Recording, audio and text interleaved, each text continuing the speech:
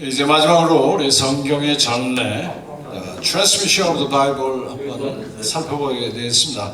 성경이 우리에게 어떻게 전달되게 됐는가, 그 내용에 대해서 성경의 번역본 포함해서 우리 한번 살펴보도록 하죠. 여기서 정경이라는 거, 성경의 정경, 구약의 정경성, 신약의 정경성, 그리고 번역본 성경의 출판에 대해서 우리 한번 살펴보도록 하겠습니다. 성경은 15세기에 인쇄술로 인한 최초의 출판물, 그것이 바로 성경이었습니다. 그만큼 중요하고 그만큼 필요했다고 하는 그런 의미죠. 구텐베르크에 의한 라틴어 성경, 볼게트라고 하는데 1455년에 출판되었습니다. 그 후 히브리 성경이 1488년, 그리스 성경 에라스무스라고 하는 네덜란드 성경학자에 의한 그리스 신학 성경이 1516년에 출판되고 되었는데, 여기 정경이라는 말이 있습니다. 우리 성경에 참 하나님의 말씀인가를 살필 때 하나님의 말씀을 모은 책이라는 그런 의미인데, 이 정경은 그리스어 카논이라는 그런 말에서 유래해서 그냥 그것을 캐논이라고 이렇게 부르고 있습니다. 갈대라는 의미인데, 왜냐하면 고대 사회에서 이 갈대로 길이, 두께 이런 걸 쟀기 때문에 그것이 잣대 역할을 했기 때문에 이 성경도 또한 캐논이라고 부르고 있는 것입니다. 말하자면 믿음의 표준이자 믿음의 규칙이라는 그런 의미에서 성경은 하나님에 대해서 믿어야 할 것과 하나님이 사람들이 요구하시는 의무에 대해서 가르친다라고 하는 웨스민스터 컨페션, 웨스민스터 신앙 고백에 나온 것 같이 우리의 믿음의 표준이 되기 때문에, 그것에 규율이 되기 때문에 이런 캐논이라는 말을 사용하고 있는 것입니다.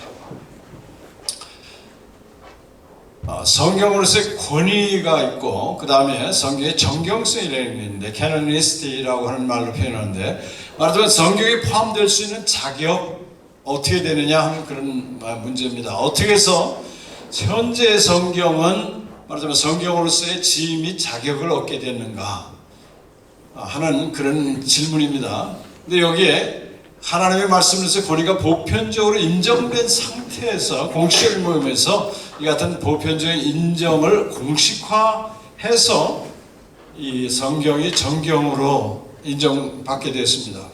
구약도 마찬가지고 신약도 마찬가지로 당시에 소위 말하는 외경과 가경, 지금 성경에 포함되어 있지 않지만 여러 문서들이 나왔음에도 불구하고 교회에서 이 성경만을 하나님 말씀으로 인정해서 신자들이 그걸 의식하고 지내는 가운데 그것을 교회에서 공식화한 것입니다. 외경과 가경, 잘못된 것으로부터 보호하는 의미도 있고, 교회에서 공식적인 모임에서 또 성경이 이것이라고 얘기해줘야 신자들이 그것을 읽고 도움을 얻기 때문에 하나님의 섭리 가운데 이렇게 진행된 것입니다. 중요한 것은 이 어떤 회의나 어떤 모임에서, 교회 모임에서, 교회 공식 회의에서 결정했기 때문에 정경이 된 게 아니고, 그런 것을 보편화, 그런 하나님 말씀이라고 하는 신약과 구약의 내용이 의식이 보편화된 가운데서,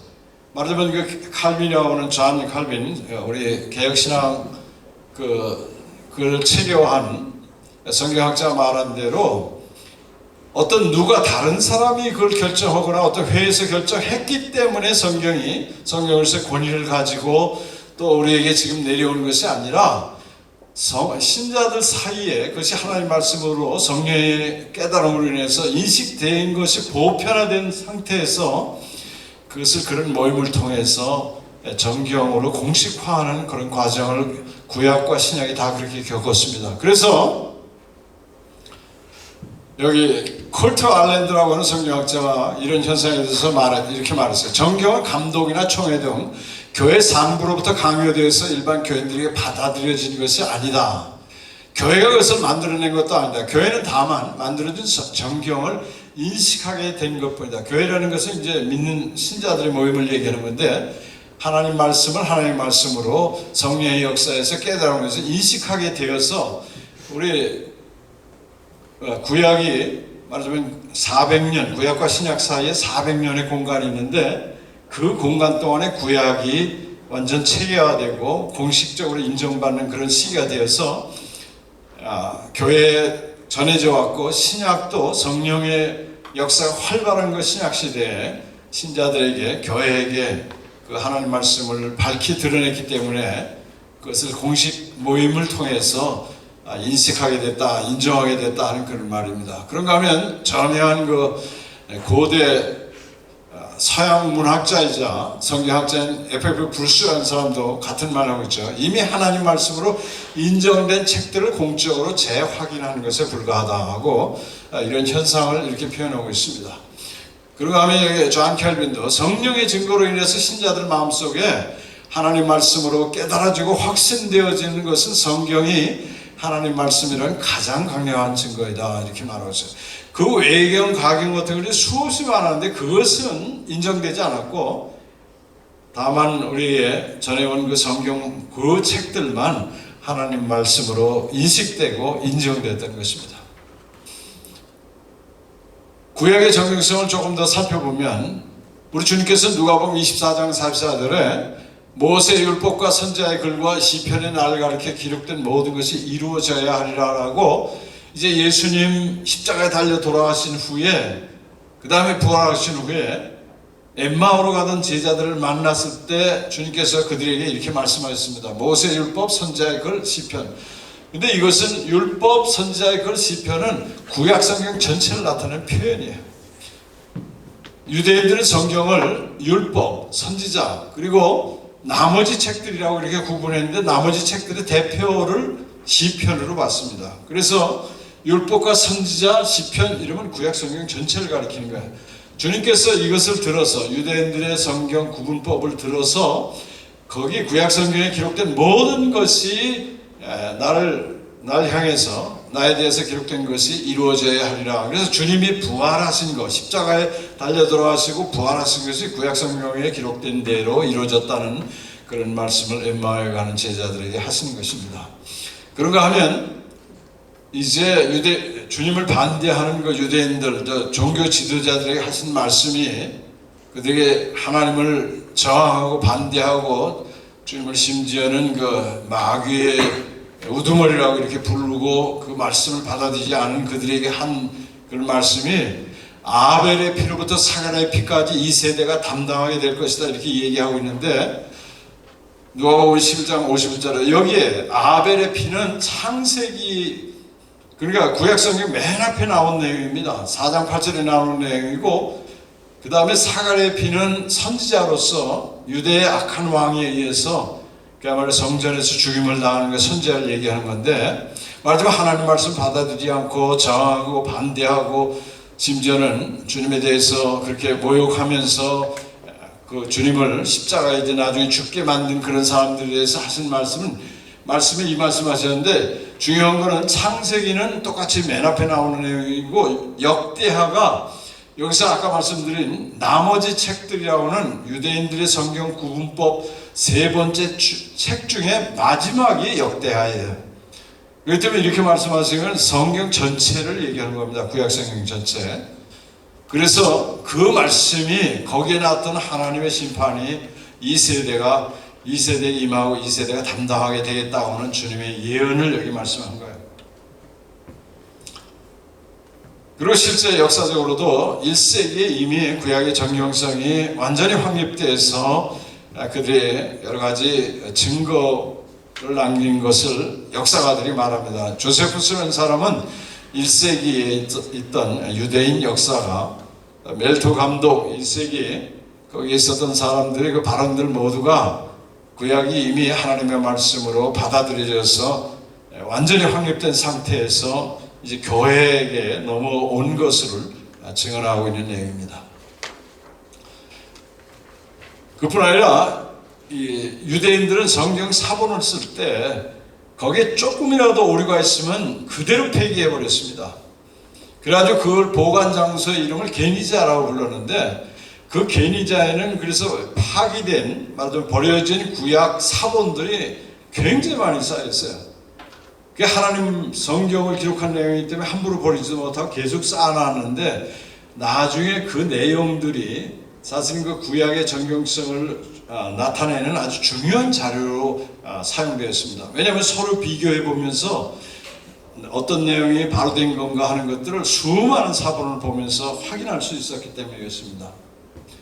그런가 하면 구약의 편집자들에는 메소리시라고 하는 그런 사람들이 있었는데, 이 사람들은 우리의 상상을 초월할 정도로 성경에 이 오류가 있는가 없는가를 살폈던 그런 사람들이에요. 말하자면 한 페이지에 첫째 단어, 두 번째 단어, 세 번째 단어 해가지고 그 칸마다 나오는 단어를 전부 확인할 수 있는 도표가 있었고, 대각선으로 잴 때 어떤 단어가 나오는가 그걸 잴 수 있는 도표를 가지고 있었어요. 모든 성경에 대해서, 구약 성경에 대해서. 그래가지고 상상하기도 정말 힘든 그런 엄밀한 정밀한 작업을 통해 가지고 오류가 있는가 없는가를 확인해서 밝혀낸 사람들입니다. 사본을 기록할 자체부터 너무나 아주 조심해서 했는데, 말하자면 목욕하고 펜도 하나님의 이름을 쓰는 건 다른 걸 쓰고, 조금이라도 오류가 중간에 나오면 그냥 그대로 폐기해버리고 새로 쓰는, 어떤 이것이 게니자와 이 마수리시라는 사람들의 그 확인을 통해서 성경의 오류를 최대한 없애려고 하는 그런 아주 너무나도 엄청 노력을 기울였던 것입니다. 1947년에 요단강 근처에 그 팔레스타인 지역의 남부 지역에 거기에 SNP라고 하는 은둔 그룹들이 있었습니다. 말하자면 그 당시의 종교가 타락했다고 생각해서 그들과 함께 어울리지 않고 자기네들끼리 따로 모여가지고 아주 집단 공동생활을 하면서 아주 엄격한 신앙생활을 하던 그런 그룹들이 있었는데, 그 사람들이 살았던 그 지역을 쿰나이라고 하는 그런 지역에 하루는 어떤 목자가 양을 키우다가 양 한 마리가 어디로 없어진 걸 발견하고서 그걸 찾아갔습니다. 여기저기 뒤지는데 굴을 발견하게 된 거예요. 그래서 거기 양이 숨어들었나 해서 돌을 던졌는데 양 소리가 안 나고 쨍그랑 하고 뭐가 깨지는 소리가 났어요. 그래서 들어가 봤더니 수많은 항아리가 있는데 거기서 발견된 것이 구약 성경입니다. 사본들. 그것을 후에 사회사본이라고 데스스쿨이라고 하는데, 이게 발견될 때 수많은 사람들이 기대를 했어요. 야, 구약 성경하고 이젠 다른 내용이 나오나. 이것이 말하자면 이때까지 발견된 구약 사본 중에 제일 오래된 것으로 발견됐거든요. 그래서 새로운 내용이나 다른 내용들이 나오지 않는가 기대했는데, 웬걸 구약 성경하고 똑같은 내용들이 나와서 구약 성경이 얼마나 정확한 걸 확인하는 그런 것이 됐습니다. 오늘날 유명한 100개의 히브리 성경 4만여 개의 그 조각본들이 나왔는데 그걸 대조해 보니까 지금 가지고 있는 성경과 똑같은 거예요. 그래서 오히려 구약 성경의 그 정확성에 대해서 다시 한번 확인하는 계기가 됐습니다. 신약은 이미 2세기 초에, 말하자면 100년 넘어가는 그때에 신약 성경의 내용이 교회에서 받아들여서 하나님 말씀으로 인정되고 확립되었습니다. 그리고 교회 지도자들, 교인 간에 말하자면 그 에베소서에서 사도 바울이 얘기한 대로 그 진리의 기둥, 그리고 디모데전서 3장에서 말한 대로 진리의 기둥과 터, 하나님의 말하자면 구원 사역의 그 터가 되는 이 하나님의 교회의 역사하신 그 성령의 역사로 인해서, 그리고 교회 설립의 그 기반되는 하나님 말씀을 우리가 생각해봐도 그 말씀을 빠른 시기에 하나님 말씀인 것으로 성도들에게 또 교회 지도자들에게 나타낸 것을 우리가 생각할 수 있죠. 그래서 일찍이 신약성경은 굉장히 상당히 빠른 시기에 하나님 말씀으로 인정되었습니다. 히브리서 1장 1절과 2절의 증언에 구약의 내용, 신약 내용을 비교하면서 선지자들과 그리스도 안에서 하나님이 자신이 말씀하셨음을 얘기하고 있는데, 이 신약 성경의 참 하나님 말씀이라는 것은 일찍이부터 증언되었을 뿐 아니라 고대 이 문서, 다른 문서들과는 비교할 수 없을 정도로 많은 문서예요. 약 24,000개의 그 사본이 있고, 사본들과의 차이는 아주 지극히 미세한 그 전체적인 의미에 영향을 주지 않는 그런 부분에 불과합니다. 고대 사본 중에 그렇게 많은 사본이, 고대 문서 중에 그렇게 많은 사본이 있는 그런 서적들이 없어요. 예를 들어서 고대 그리스의 투키디데스의 역사라고 하는 그 역사서의 아주 고전이요 표준적인 그런 책으로 인정받는 것은 사본이 8개밖에 없습니다. 그것도 실제 기록, 사건하고 기록 사이가 1300년이나 떨어졌어요. 실제 중간에 없어진 거는 추정해서 채워놓은 거예요.